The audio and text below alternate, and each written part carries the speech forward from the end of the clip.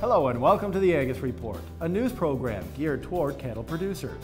I'm Bob Cervera. And I'm Paige Wallace. From American Angus Association headquarters in St. Joseph, Missouri, we bring you the week's top headlines, including a recent court ruling that challenges the use of antibiotics in feed. We look at increasing oil drilling in the plains and opportunities for landowners. We discuss the latest on the EPA and water regulation. And we get tips for managing your bull before breeding season. This is the Angus Report.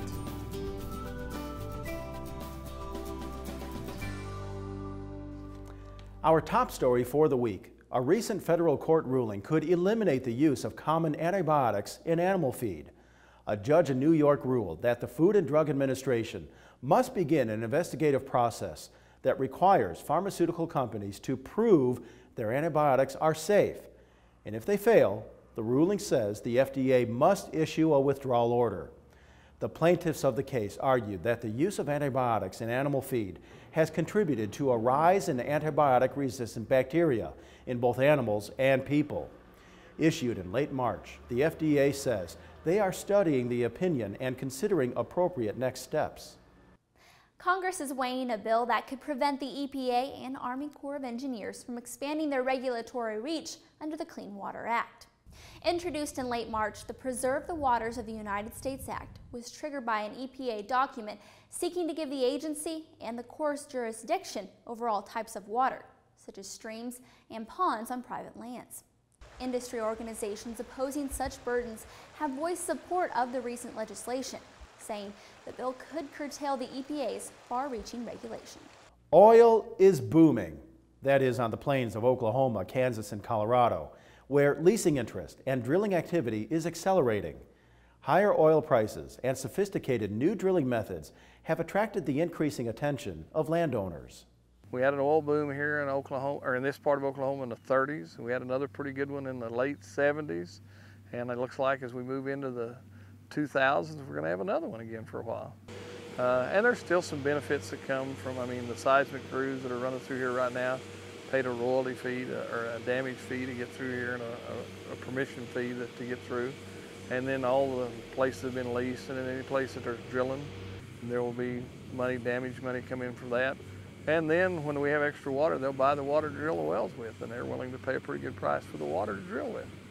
And anytime that you have money coming into your community, especially in rural communities in Oklahoma, it's a good thing. These guys are going to eat here, they're going to sleep here, they're going to buy meals and fuel here, and it supports our local economy in several different ways. Today's bull buyers are willing to pay more for quality. That's according to recent data from the American Angus Association. The organization reports record bull sale averages this spring.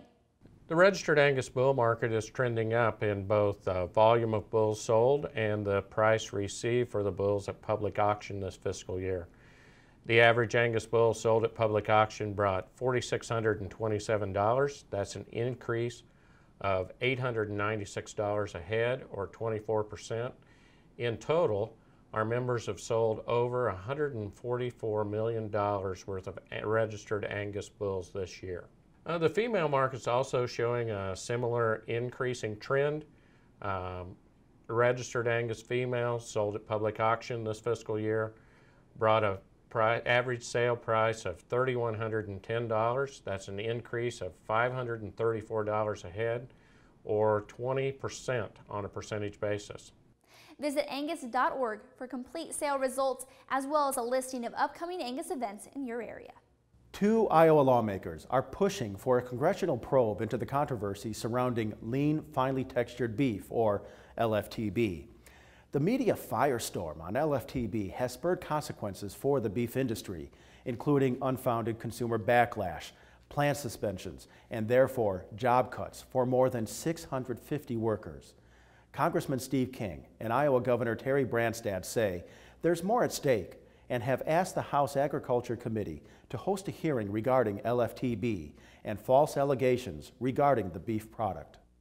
4 former executives from Eastern Livestock have pled guilty to charges that include criminal syndication and theft. The charges stem from the November 2010 collapse of the New Albany, Indiana cattle purchaser that resulted in $850,000 of worthless checks to more than 170 cattlemen.